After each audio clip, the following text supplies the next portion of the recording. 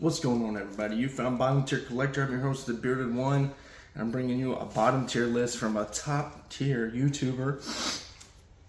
I've been personally challenged again, which is really cool. Up until now, I've only been personally tagged, personally challenged in a video one time. Everything else I've done for the community in terms of challenges has been done through, just taking it upon myself to answer an open challenge. So, David's Comics and Wrestling, thank you for challenging me. And this was probably the biggest challenge to date. Because when you think about it, you guys have already seen the description, so you know what this is about. But when you think about it, I don't own a lot of character deaths. It's not something I collect, and it's not out of some morbid moral thing. It's just not something I seek out in my collection. Now, I own some deaths and we'll cover them. But this ain't far from the total amount of character deaths that I have in my collection. And I also want to state I have 3 qualifiers. And like the statement says, they qualify. They're not, I don't think they're what the intention of the challenge was meant to be. I think we're looking for real end-time, in-canon deaths.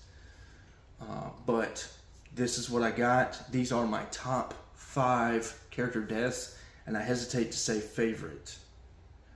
But I will say these are the top 5 most impactful deaths in my collection. First up, we got Spawn 12. And this is definitely a qualifier. Spawn or Al Simmons, however you prefer to call him, goes over his origin story, and it's taken a page right out of Moon Knight. I've never heard Todd McFarlane talk about it. I've never heard fans talk about it. But Spawn's origin story is straight out of Moon Knight. It's almost plagiarism, in my opinion. This is how close it is. I love Spawn. I'm not knocking Todd McFarlane. I'm not, no disrespect. Great story. But it does feel close to plagiarism. It's just eerily similar to Moon Knight's origin story.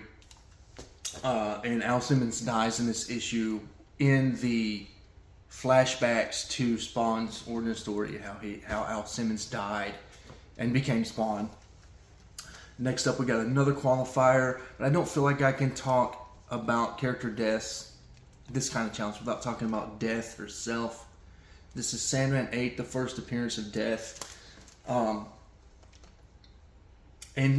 Someone dies. We're introduced to Death. Now, I understood who Death was because, this story is 30, 40-something years old, and I have the luxury of the internet. I knew who Death looked like. Never read the story before, but it was spoiled for me just through the course of my life. That I knew who Death was. But the way the story is presented, you don't understand who Death is at the time. And the way we're introduced to Death and the idea of Death is so poetic in this comic book. A character dies, and it's done tastefully. We don't actually see the moment of death. But it's understood a character dies in pretty much an NPC. For you video game players out there, you'll know what I mean by an NPC. It's a character that's not really a cast member of the book, if that's the appropriate term to use. And this character, I think this character had been flirting with death, I believe, when the character was alive. And then after the character is now dead, they're like, hey, it's you again from the park or whatever. I can't remember how the exact scene goes, but Death holds their hand and says, come with me. And it's just this beautiful, poetic moment where, it's kind of showing Neil Gaiman's either hope that this is what death is like, or just his interpretation of death, or what he would like death to be like. I'm not sure. But I think it's a very, very beautiful take on death, that essentially when we die, this avatar of death just gently holds our hand and takes us to paradise. And I don't know if it's in this issue, but there's one point in the conversation between Death and her brother Sandman where Sandman tells Death, I don't understand why these people are so afraid of the gift you give them. They really just do not want to die, and they should be seeing your gift as a gift. And just a very poetic, very beautiful take on death and mortality. And Neil Gaiman's got a wonderful mind, in my opinion. Next up, probably the most emotional, impactful death I've ever read in comic books. And no, it's not Superman 75. No, it's not Death of Hal Jordan. Last Days of Magneto 21. Now it's just Magneto 21. That's just a subtitle here. And this is another qualifier. Because who knows if 616 Magneto really died. This takes place right on the brink of the new Secret Wars series that came to Marvel either in 2014 or 2015. I can't remember what time of year a lot of the titles were winding down. I was reading Magneto and Punisher at the time. I think Wolverine was already dead at this point. And a lot of the titles were doing the last days of. And essentially, the start of the Secret Wars 2 miniseries, or maxi series, whatever you prefer to call it, the 616 universe dies. And this is Magneto's point of view in that 616 universe winding down. And it's just so emotional for me to see Magneto trying everything. He's literally trying to hold back the destruction of the universe. Dying, failing while he's doing it, but he's not going to give up. He's dying, saving the people he's been against his entire life. His entire life mission has been to dominate the human race and just kind of be about mutants and mutant pride and just everything Magneto stands for.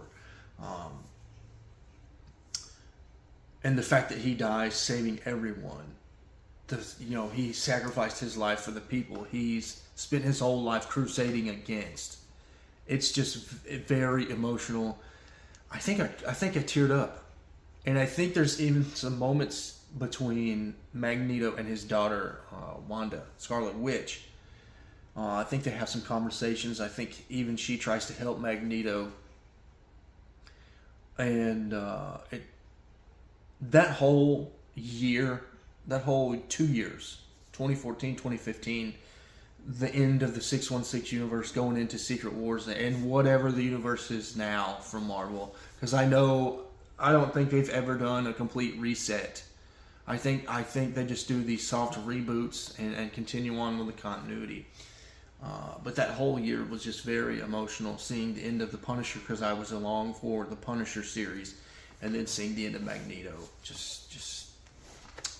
It was very tough emotionally to read Marvel in 2014 for sure. Next up, we got probably the most intense, dark death in my PC collection, Hitman 5. This is part of the 10,000 Bullets arc, and I don't want to spend too much time explaining it, but essentially, the first couple of arcs that Hitman's in after he's been introduced, he's causing a lot of problems with the gangs of Gotham because he's good at his job and he's got superpowers, so that's part of it. Hitman's a metahuman, and I believe it's in Hitman 4 we're introduced to Pat. There's a group of the boys, as I would call them. They meet up at Noonigan's after Noonigan's closes, essentially. And the group of boys go to the back of the bar and they shoot pool, they gamble or whatever, and they don't have to deal with casuals, people that aren't the everyday patrons of Noonigan's bar.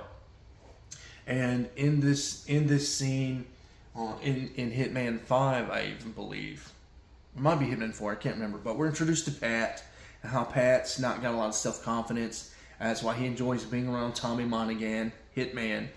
And some of the other tougher members of the group that gets to hang out and gamble at the back of Noonigan's. And so we get this lead into issue 5, the gang war, the mobs that have an issue with Hitman, as I previously stated. They set Hitman up to take down this vigilante Night Fist, and the hitman hired to kill Hitman, or Tommy Monaghan, arrives at the scene of Hitman trying to kill Night Fist. And it's this whole deal. He's been set up, and later in the issue we learn Pat dies, Hitman's best friend, and Hitman's been killed in the altercation with the other Hitman. He has to go to his lover's apartment, who discovers everything he's been telling her about his life is true. She dumps him. He's got nowhere else left to go. After he's recovered, he was laid out in a coma essentially for a week in his lover's bed. And so his relationship's failing. He's got nowhere else left to go except for Pat's apartment. And Pat has previously offered his couch to Hitman. Hitman just didn't want to take advantage of Pat like that because of their great friendship. And we get into Pat's apartment, and Hitman finds Pat dying, breathing his last breath, having one last conversation with Tommy in a bathtub filled with his blood. And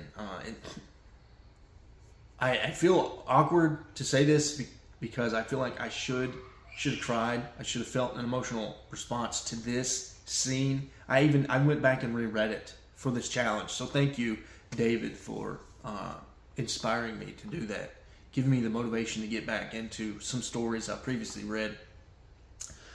Seeing Pat there, and just I feel like I'm numb to it from all the action movies I've seen, which is awkward for me to say, but I guess that's just life, you know. Things hit us differently and respond differently to certain things, but it's definitely a very dark, gritty death, and it affects Hitman throughout the story. I think in issue 11 they have Pat's funeral, and or it might be issue 10, and it just another thing that makes Hitman a broken, emotional man.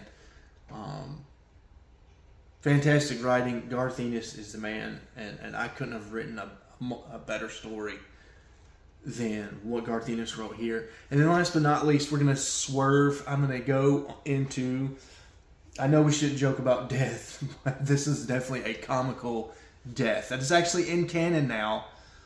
We'll talk about that in a second. But Lobo's Paramilitary Christmas Special. It's on the cover. Yes, Lobo did it.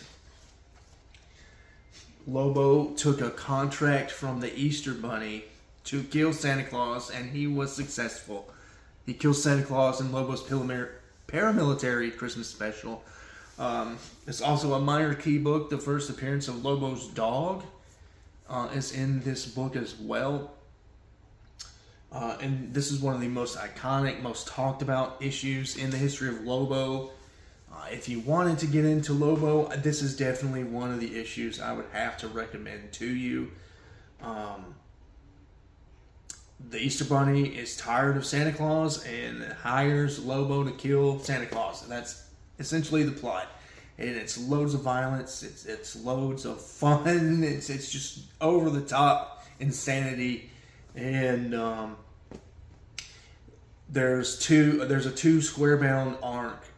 Lobo versus the Authority, Jingle Hell, and then there's Lobo versus the Authority, Spring Break Massacre. And through this 2-issue arc, it essentially makes Paramilitary Christmas Special canon because of the daughter of Apollo and Midnighter. I believe she's their daughter, Jenny, the telepath little girl. So yeah, it's crazy to think this is in canon. Santa Claus is dead in the DC universe because of Lobo, and now I'm sure Santa Claus has appeared since this issue. And you guys know how comic books work. Santa Claus is probably still alive and kicking in the DC universe, but technically speaking, he's supposed to be dead. That'll do me, guys. Again, thank you, David's Comics and Wrestling, for challenging me. Since I've been formally tagged, I guess I'm going to formally tag 3 people. I want to tag Philtastic. I forget your whole channel name, buddy. Philtastic Comics and Art, I think is your channel name. I'm going to tag you so you'll know it's you. You have a very interesting perspective on stories. I love your insight, your ability to break down and discuss stories. So I'd love to hear you talk about character deaths in your PC. I hope you haven't been challenged already. Cole's Comics claims you're more of an indie guy, and I think independent comic books have some of the best stories in all of comic books. So I definitely would like to tag you. Cole's Comics claims. I think you would have a very interesting 5 books to choose from. And then let's see, who else could I nominate? I should have thought about this before I got on camera.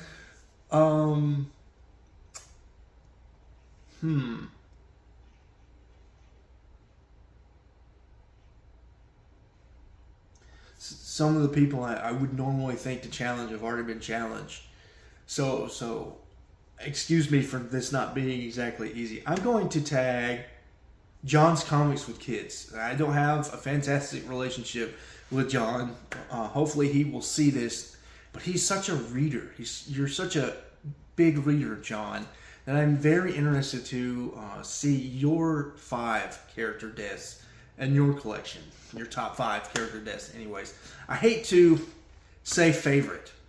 I'm just going to label this as top 5 most impactful deaths in your PC. So those are all my challenges. That's my video, and I hope to see you, Phil, you, John, and you, Cole. I hope to see your top 5 character deaths. And until next time, guys.